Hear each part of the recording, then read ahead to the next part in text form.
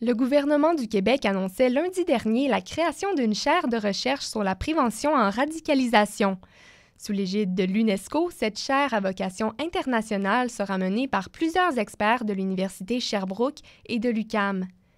La radicalisation n'est pas un phénomène qui s'élimine du jour au lendemain, d'où l'importance d'approfondir la recherche à ce sujet, soutient Québec. Les solutions sont multiples car les causes le sont également. Martin Geoffroy, le professeur de sociologie au Cégep Édouard-Montpetit, qui dirige le Centre d'expertise et de formation sur les intégrismes religieux, fait remarquer que l'attentat-terrorisme, c'est l'arme des désespérés.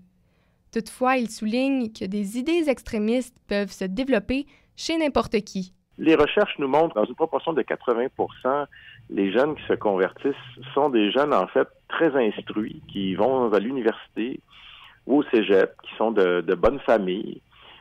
Souvent même, ils vont être dans les programmes très prisés en ingénierie, en sciences pures. C'est plutôt des gens très bien placés dans la société qui, peut-être, pour toutes sortes de raisons, ne trouvent pas leur place.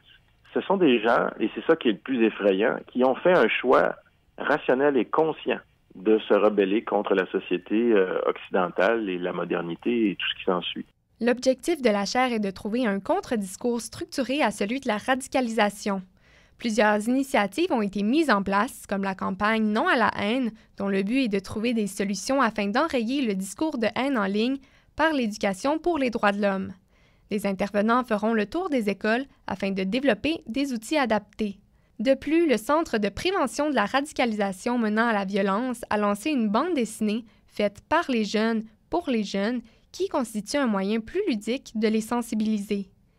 Les mesures d'action qui ressortiront de cette recherche permettront aux chercheurs de partout à travers le monde d'obtenir plus de ressources à cette problématique mondiale. La ministre des Affaires étrangères, Christine Saint-Pierre, fait remarquer l'importance de la recherche au Québec. Je pense que l'actualité parle d'elle-même. On voit que dans plusieurs pays à travers le monde, les jeunes qui décident de se radicaliser sont de plus en plus nombreux. Donc, il faut comprendre le phénomène, mais il faut pas juste le comprendre, il faut trouver des outils pour le prévenir également. Et ailleurs, on regarde le Québec comme étant un peu à l'avant-garde. Tout ce qui va être fait comme recherche par la chaire de l'UNESCO va être versé, évidemment, à l'UNESCO lui-même. Alors, ça va être fort intéressant pour les chercheurs. Ils n'auront qu'à aller sur le site de l'UNESCO, aller voir les recherches qui se font dans différents domaines.